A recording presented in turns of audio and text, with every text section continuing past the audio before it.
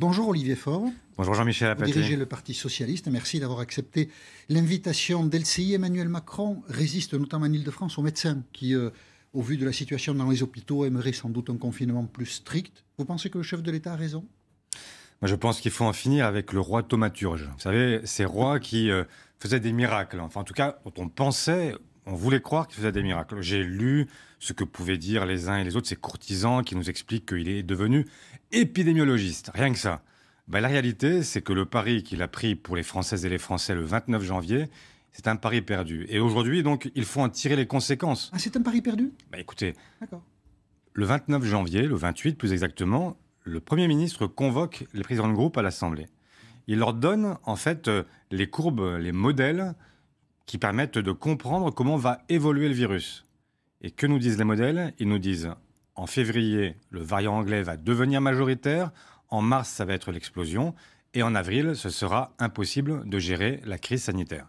Nous y sommes, et c'est exactement ce qui était prévu. Donc il n'y a pas, contrairement à ce que nous a dit Emmanuel Macron, des modélisateurs qui se seraient trompés, et lui qui aurait réussi à défier le monde médical, le monde scientifique, etc. Non, la réalité, c'est que malheureusement, eh bien, c'est un pari qui n'était pas un pari couronné de succès. Et aujourd'hui, chaque jour qui passe n'est pas une journée gagnée. C'est une journée avec, on le dit, un Airbus qui s'écrase. Donc, ça veut dire qu'il y a des gens qui meurent aujourd'hui de notre inaction. Et donc, il est insupportable. Vous souhaitez un reconfinement en Ile-de-France? Moi, je souhaite aujourd'hui qu'on aille plus loin, qu'on fasse en sorte que, par exemple... Fermer les écoles.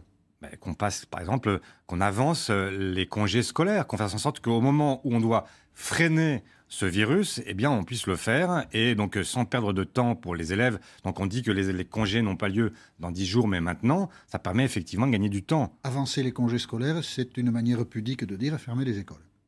C'est une façon de dire qu'on avance les congés scolaires et que donc on a 15 jours de vacances. C'est moi qui dis fermer les écoles et c'est pas vous. Mais pour l'instant, elles se ferment, les écoles. Moi, je regarde dans ma propre circonscription. Tous les jours, on a des écoles qui ferment, des classes qui ferment, des élèves qui sont au collège et qui ont des profs qui sont là, pas là, personne ne peut les remplacer. C'est le grand bazar et le grand brassage, parce que quand vous n'avez pas d'enseignants, il faut mettre les élèves quelque part, on les rajoute à des classes. Bref, tout ça ne fonctionne pas. Et aujourd'hui, il faut avancer vite. Pourquoi? Parce qu'on connaît le système. En fait, qu'est-ce qu'il faut faire? Il faut à la fois freiner le virus et accélérer la vaccination. En France, depuis janvier, on fait l'inverse.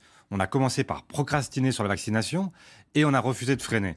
Donc, à un moment, vous avez un système qui part en vrille. Et aujourd'hui, ce que nous disent les médecins, vous vous rendez compte qu'aujourd'hui, on est déjà obligé de faire du tri. Vous avez 80% des opérations qui étaient programmées, qui sont maintenant déprogrammées. Vous avez des gens qui ont moins d'accès à la santé, qui ont moins de chances aussi, parce qu'il y a des maladies qui ne seront pas soignées au-delà du Covid. Et c'est un vrai souci, un vrai problème. Et donc, oui, il faut, dans les régions dans lesquelles le virus a été trop long, circule trop et va trop vite, bien dans ces régions-là, il faut prendre les mesures qui sont adaptées. Conseil de défense demain, on verra bien ce que dira et le président et son gouvernement, parce que le roi thaumaturge n'est quand même pas tout seul dans cette histoire. Il est un peu... le problème, il y a toujours une personne qui décide partout. Moi, ce que j'ai compris en janvier, c'est qu'il y avait un Premier ministre qui avait un avis dont le chef de l'État n'a pas tenu compte. Et au final, et c'est même tout le problème des désorganisations de l'État, c'est que c'est toujours lui qui décide au final. Et donc, en attendant, tout le monde est là, les bras ballants, se demandant ce qu'il faut faire, etc. Voilà. Donc, ça n'est pas très logique et ça n'est pas très démocratique non plus. Une polémique secoue et divise la gauche depuis maintenant presque un mois. Pour partir du départ, la présidente de l'UNEF, un syndicat étudiant, dit oui, nous organisons des réunions dites racisées. Des personnes qui ont la même couleur de peau, qui se sentent victimes, donc des personnes qui ont la peau noire, se réunissent entre elles. Et ces réunions sont interdites aux Blancs. Tollé, vous-même, vous avez condamné les propos de la dirigeante de l'UNEF dans une interview au Figaro la semaine dernière. Et puis voilà que samedi, Audrey Pulvar, qui dirige la liste socialiste pour les élections régionales en Ile-de-France, elle-même est l'adjointe d'Anne Hidalgo à la mairie de Paris, dit « Je soutiens moi aussi ces réunions, elles ont un sens ». On peut y accepter des personnes qui ont la peau blanche dans ces réunions, à condition qu'elles se taisent. Et là, la polémique est repartie de plus belle. Quelle est votre opinion? Pensez-vous qu'Audrey Pulvar a raison en disant ce qu'elle a dit, ou qu'elle a tort de s'exprimer comme elle l'a fait? D'abord, la première chose, Jean-Michel Apathy, c'est que, comme vous le dites, ça fait des semaines qu'on parle d'une organisation, elle-même minoritaire, l'UNEF, avec laquelle nous n'avons aucun lien organique et dont on voudrait faire le centre de gravité de la vie politique. C'est absurde. Vous vous rendez compte que on est d'accord ? On a des liens historiques. Pas organiques, mais historiques. Il y a des liens, il y a eu une histoire longue avec l'UNEF, mais cette histoire s'est malheureusement interrompue. Et aujourd'hui, moi je condamne, au-delà de cette réunion non mixte, les dérives de l'UNEF, quand cette présidente Mélanie Luce vient expliquer qu'il y a un signe égal entre ce qu'elle qualifie d'islamophobie et l'antisémitisme, par exemple, c'est une faute de sens. En fait, l'évidence, c'est que aujourd'hui, l'antisémitisme tue et tue beaucoup trop en France. L'islamophobie, au-delà du terme même sur lequel on peut s'interroger, heureusement, ça n'est pas le cas. Donc voilà, un certain nombre on voit bien qu'il y a une lente dérive de cette organisation qui se cherche et j'ai bien du mal à comprendre pourquoi elle devrait maintenant être l'organisation autour de laquelle tout tourne. Personne n'est dirigé par l'UNEF et donc je ne vois pas très bien le sens de ces polémiques. Maintenant, vous m'interrogez... Elles sont là, mais Audrey Pulvar a soutenu l'UNEF. Voilà. Non, elle n'a pas soutenu l'UNEF. Si vous écoutez son interview, elle dit exactement l'inverse. Elle dit qu'elle ne se retrouve pas dans ce que fait l'UNEF. Elle dit qu'il y a des réunions, des groupes de parole qui peuvent exister et qui permettent à des victimes de s'exprimer et que derrière, eh bien, ça, elle le tolère. Et d'ailleurs, j'avais dit la même chose dans le Figaro. Et des personnes qui ne sont pas victimes, qui ont la peau blanche, puisque c'est de ça qu'il s'agit, peuvent venir, dit-elle, mais il faut qu'elle se taise. J'en ai discuté avec elle hier. Je lui ai dit que je trouve que cette expression est une expression malheureuse parce qu'elle laisse penser qu'aujourd'hui, en France, il y a des gens qui devraient se taire. Qui n'ont pas droit à la parole. Ce qu'elle m'a dit, et ce que je crois, parce que c'est une républicaine, c'est une universaliste. Vous êtes sa porte-parole ce matin, d'accord ? Je ne suis pas son porte-parole. Elle aura à s'exprimer. Qu'est-ce qu'elle vous a dit ? Et elle dit que, bien sûr, en France, personne ne doit se taire. Tout le monde pourra parler.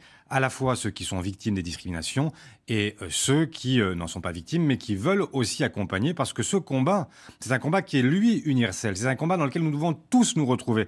La République, c'est justement la possibilité de pouvoir vivre ensemble, qu'on soit noir, qu'on soit blanc, qu'on soit jaune. Vous savez que c'est exactement le sens de son combat et c'est le sens de ce que nous portons depuis toujours. Nous sommes des républicains, des laïcs et des universalistes et donc c'est ce que nous allons continuer à être. Vous avez donc conseillé à Audrey Pulvar de préciser sa pensée, peut-être de s'excuser ? Je crois qu'elle-même a prévu de préciser sa pensée, de revenir sur cette expression sur les Blancs doivent se taire parce que c'est une expression qui est plus que maladroite, qui est une expression malheureuse parce qu'elle ne dit pas ce qu'est notre pensée collective. Notre pensée collective, c'est que personne ne doit se taire, tout le monde doit pouvoir parler, et y compris justement les personnes qui sont aujourd'hui victimes de discrimination, qui elles aussi doivent pouvoir prendre la parole parce qu'il ne faudrait pas non plus qu'on ait des leçons données par une partie de la droite, de la République, enfin tous ces gens qui ne se sont jamais battus contre les discriminations et qui voudraient maintenant nous faire croire que ce sont eux les espèces de députés. Là, ils ne sont pas concernés par le débat. Là, ce qui pose problème, ils ont attaqué de manière Pulvar, qui est elle-même candidate à des élections importantes. Ce sont des gens qui font la leçon aujourd'hui.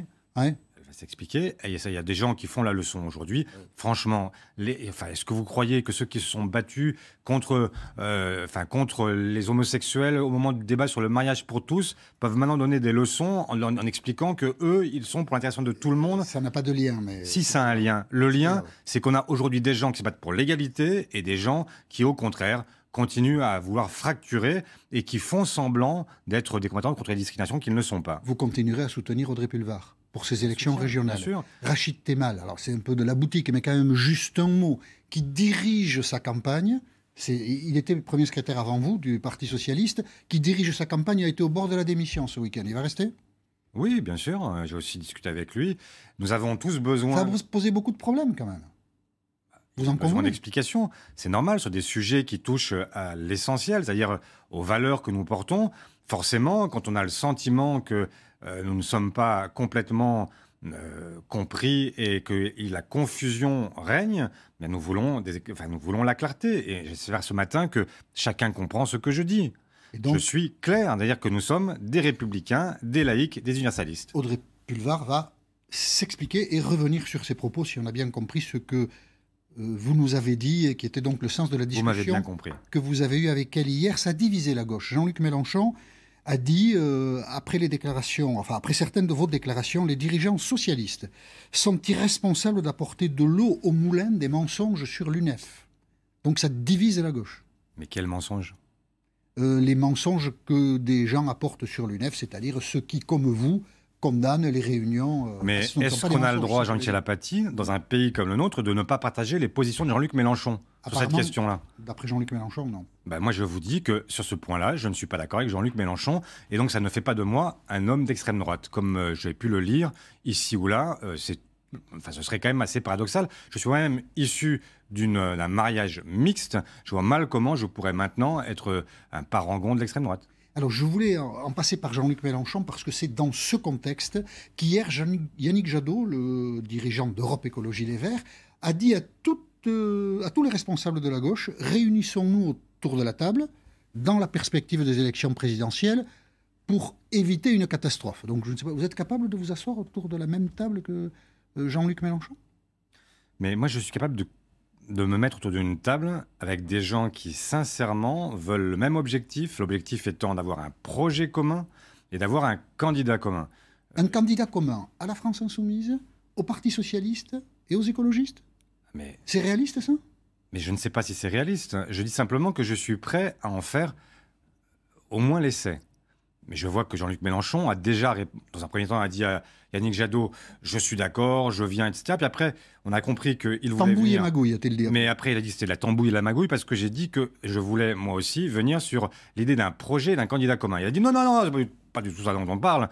On parle simplement d'un pacte de non-agression. Bon, ben, il veut un pacte de non-agression, ça c'est son sujet. Moi, ce que je veux, c'est que nous puissions gagner l'élection présidentielle. Et pour ça, il faut rassembler les forces de gauche et de l'écologie. Yannick Jadot en fait la proposition. Eh bien, je saisis cette main tendue. Pourquoi? Parce que c'est de l'évidence. Il n'y a pas besoin d'avoir fait Saint-Cyr, d'être politologue pour comprendre qu'aujourd'hui, toutes les gauches éparpillées, ça donne quoi? Ça donne Emmanuel Macron et Marine Le Pen. Ce n'est pas la peine d'avoir expliqué pendant 5 ans, tous les jours, que Macron c'est affreux, que Marine Le Pen c'est pas possible, etc. Mais en fait, tout faire pour leur dérouler le tapis rouge. Mais vous avez trop de différences. Il faut être logique. C'est ça le problème.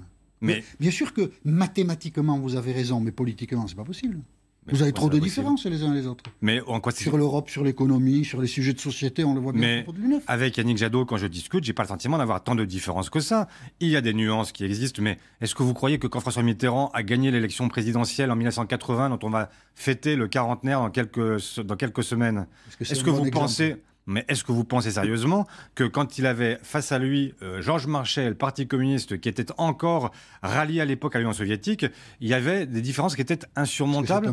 Elles ont été surmontées. C'est un bon exemple. C'est un très bon exemple. Ça manquait de sincérité à l'époque. C'est un très bon exemple. Ça c'est ce qui a permis la 5e semaine de congés payés, ce qui a permis les 39 heures, ce qui a permis de compter le SMIC. Enfin bref, tout ce qui aujourd'hui fait notre quotidien a été gagné dans cet accord-là. Et bien donc, moi, ce que je prétends, c'est que nous pouvons trouver un accord pour gouverner ensemble pendant 5 ans. Nous ne sommes pas d'accord sur tous les sujets. C'est une évidence. Il y a des divergences qui existent. Mais comme il en existe à droite, comme il en existe, y compris entre les différentes formes de libéralisme qui parsèment le paysage politique français. Dans votre esprit, c'est une réunion qui doit réunir justement tous les leaders de la gauche, ou ça peut être simplement vous et Yannick Jadot qui parlez pour essayer de trouver un candidat commun, ce que vous aviez fait en 2017?